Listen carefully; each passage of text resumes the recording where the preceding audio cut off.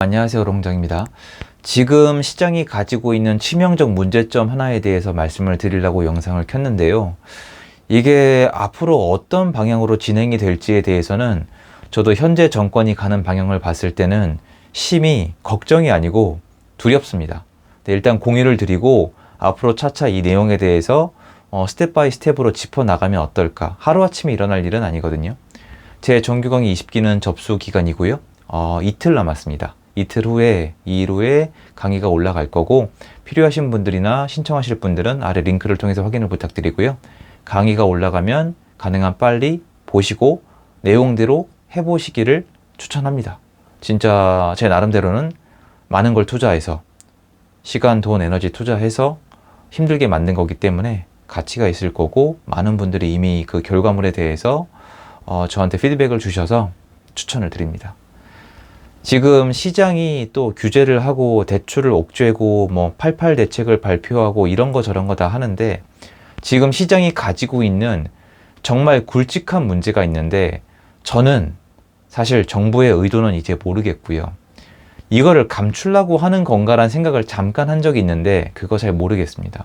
뭐냐면은 이대로 가면 신규 공급이 부족하다는 거예요. 해외에 가면 전세가 없는 나라가 거의 다잖아요, 사실.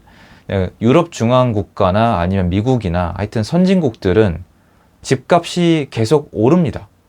왜 올라가느냐? 올라가는 이유는 크게 두 가지예요.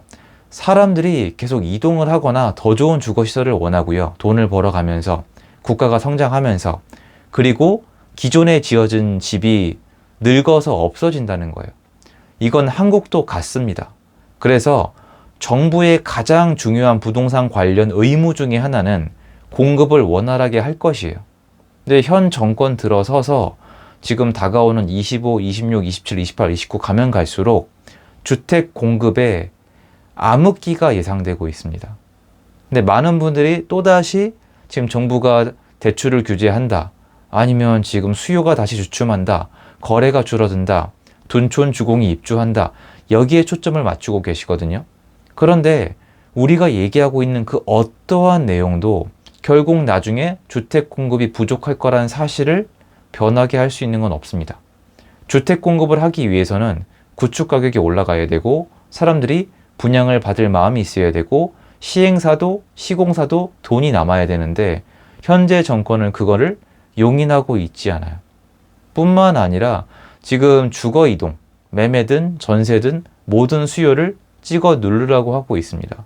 그리고 꽤 긴 시간 동안, 2년이 넘는 시간 동안에 다주택자들이 급매물을 내놨고 파산했고 경매로 넘어갔고 급전세를 내놨습니다.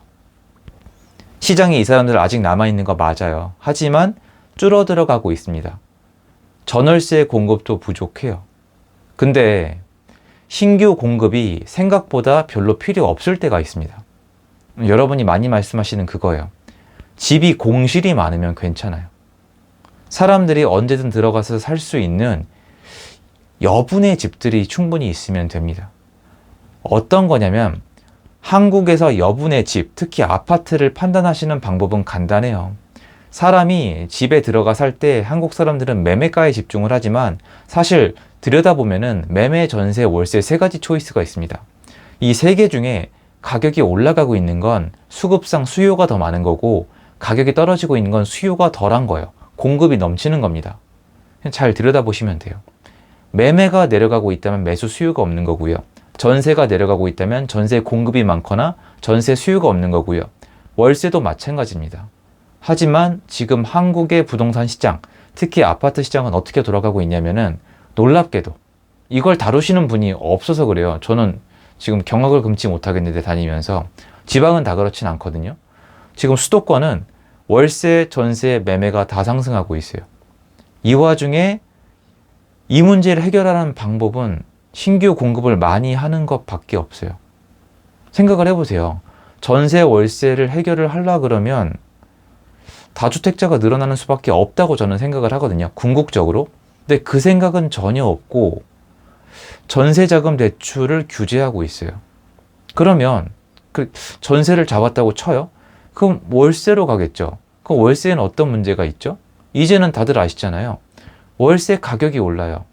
무지막지하게. 지금 월세가가 오른 폭은 아마 역대 정권 중에서 넘버원을 먹지 않을까 싶어요. 그럼 한동안은 버티겠죠. 근데 월세는 여러분도 아시잖아요. 낼 수 있는 금액이 있고 낼 수 없는 금액이 있어요. 여러분 월세 800만 원 이렇게 얘기하면 어떤 생각이 드세요? 지금 주거지를 이동을 해야 돼요. 그럼 하단으로 사람들이 가면서 하단 시장이 뭐가 됐든 자극을 받아요. 왜 하단 시장이 뭐가 됐든 자극을 받느냐?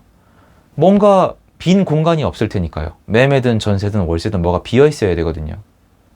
그러니까 이런 식으로 보면은 지금 상단에서부터 매매, 전세, 월세 세 개가 다 여유가 없고 이런 현상이 하단으로 점차 퍼지는 형식으로 시장이 돌아가고 있거든요. 그러면 다주택자를 늘려서 전세, 월세를 늘릴 마음이 없으니까 전세자금 대출을 규제한다고 쳐요.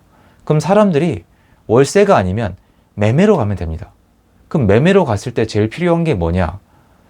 지금 이것도 이제 입증이 됐기 때문에 편하게 말씀을 드려요. 아파트 실거래가 아실 사이트를 이용을 해서 한동안 언론사들이 엄청나게 플레이를 했었는데 제가 숫자를 외우고 있습니다. 사실 이걸 외울 이유가 없거든요, 제가.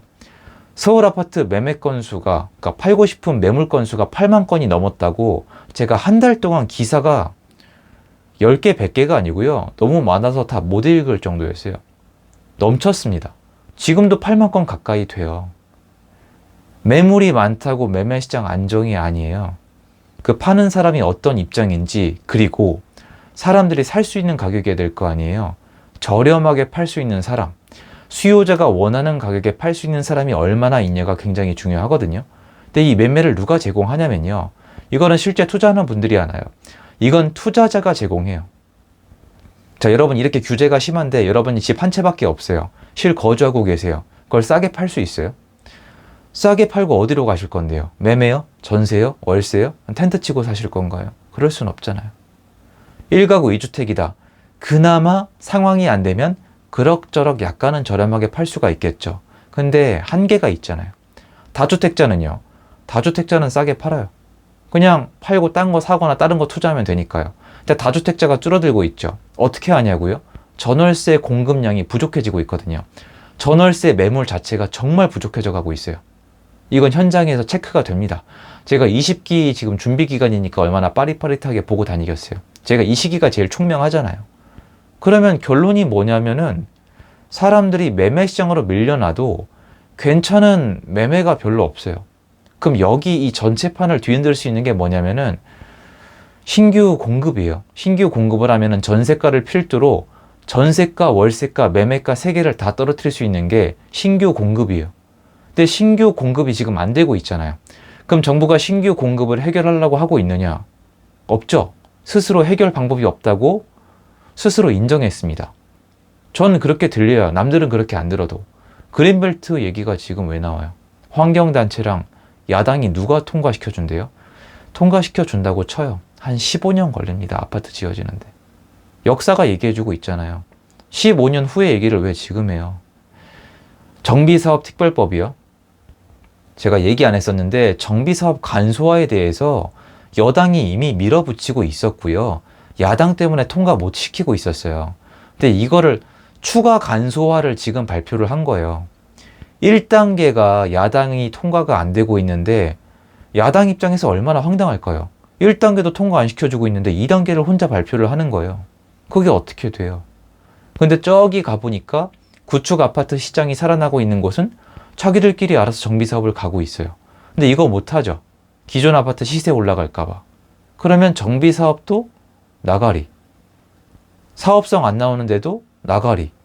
시공사도 죽여야 되는 대상, 시행사도 죽여야 되는 대상, 전세입자도 막고, 매수도 막고, 투자도 막고, 대출도 막고, 전부 다 막고.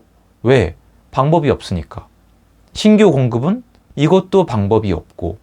그럼 맨 마지막 결론은 신규 공급 스탑이에요. 신규 공급이 멈춘 국가 중에 부동산이 폭등하지 않은 국가가 없어요.